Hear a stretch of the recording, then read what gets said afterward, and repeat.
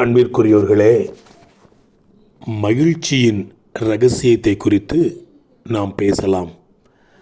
நாம் எதை விரும்புகிறோமோ அதை பெற்றுக்கொள்வதில்தான் மகிழ்ச்சி இருக்கிறது என்று இவ்வுலக தத்துவம் கூறுகிறது.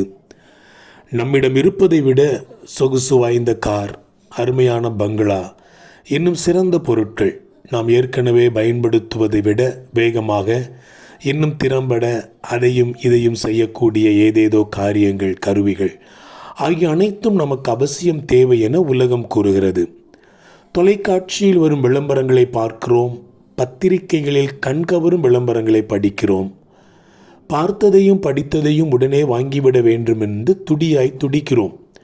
அவற்றை வாங்கும் வரை நமக்கு மகிழ்ச்சியே இல்லை. பாவம்! மகிழ்ச்சியை பற்றிய தேவனுடைய தத்துவம் ஒரே வரியில் அடங்கி விடுகிறது. தன்னிடம் இருப்பதையே விரும்புகிற மனிதன் மகிழ்ச்சி நிறைந்தவன்.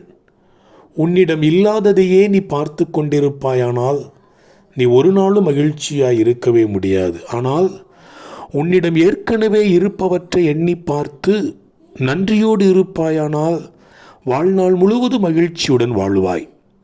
வேதம் சொல்லுகிறது, போதும் என்கின்ற மனதுடனே கூடிய தேவ பக்தியே மிகுந்த ஆதாயம் என்று.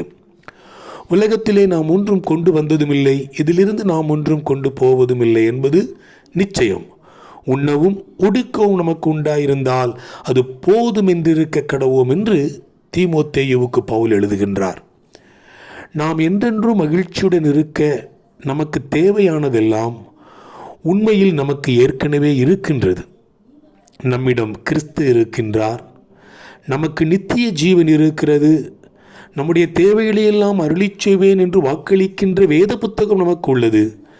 நாம் தோத்திரம் செய்ய வேண்டும் என்று வேதம் மீண்டும் மீண்டும் கட்டளையிடுகிறது. நாம் உண்மையிலே மகிழ்ச்சி உள்ளவர்களாக இருக்க விரும்பினால் நம்மிடம் இல்லாதவற்றிற்காக பேராசைப்படுகிறவர்களாக அல்ல, நம்மிடம் இருப்பவற்றுக்காக நன்றியுள்ளவர்களாக இருக்க கற்றுக்கொள்ள வேண்டும். வாழ்த்துக்களுடன், ஜார்ஜ்.